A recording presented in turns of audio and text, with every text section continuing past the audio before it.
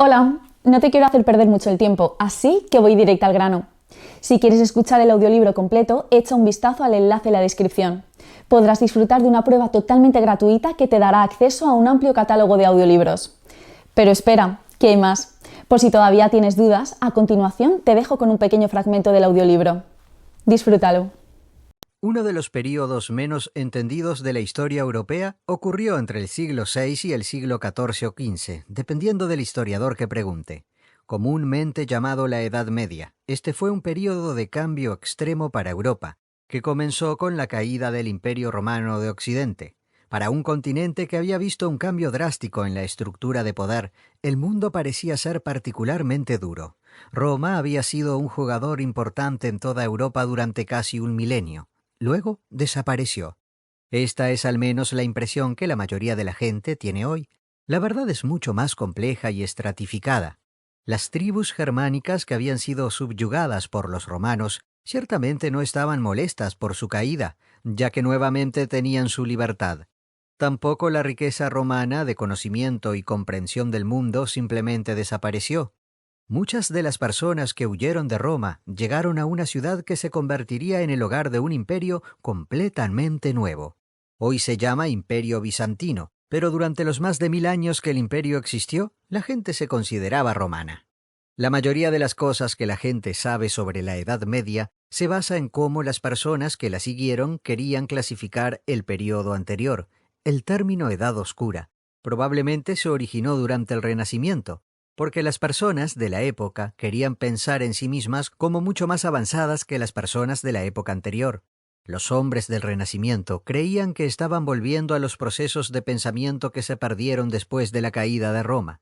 La ironía es que muchas de las ideas que redescubrieron fueron traídas de regreso a Europa por la gente del Imperio Bizantino, que huía de regreso a Roma después de la caída de su capital, Constantinopla. Las ideas nunca murieron, simplemente se movieron y surgieron nuevas ideas en Europa durante la Edad Media. Algunos de los líderes más famosos de la historia europea vivieron durante este tiempo. Bajo los líderes de Carlomagno, que lucharon bajo una bandera cristiana, a Otto I, quien fundaría el Sacro Imperio Romano, la estructura de poder comenzó a cambiar. Los monarcas comenzaron a engendrar en Europa para llenar el vacío de poder dejado por la caída del Imperio Romano de Occidente. Quizás la dinámica de poder más famosa y revolucionaria ocurrió en Inglaterra durante el siglo XIII. Con los monarcas centralizando su poder en toda Europa, en Inglaterra, los nobles estaban comenzando a ejercer su propia influencia, obligando a su monarca a garantizar ciertos derechos bajo la Carta Magna. La Guerra de los 100 Años también consumió gran parte del continente, cuando los monarcas intentaron tomar el control de las áreas que estaban bajo la bandera de otros países. El resurgimiento de dos de las casas más notables en la historia europea encontró influencia durante este tiempo, no como gobernantes, sino como comerciantes y banqueros adinerados a los que los líderes religiosos y los monarcas recurrirían para recibir asistencia financiera. El surgimiento del cristianismo comenzó antes de la caída de Roma, pero fue durante la Edad Media que la Iglesia comenzó a formarse. Casi irreconocible para las iglesias católicas y protestantes de hoy, la Iglesia cristiana durante la mayor parte de la Edad Media abarcó una región mucho más grande. La estructura de poder se extendió por las ciudades en lugar de tener una sola ubicación. Entonces, lo inevitable sucedió hacia el final de la Edad Media. Europa oriental y occidental tenían ideas diferentes sobre la teología. El cisma fue uno de los tiempos más divisivos de la Edad Media, creando la Iglesia Católica Romana y la Iglesia Ortodoxa griega.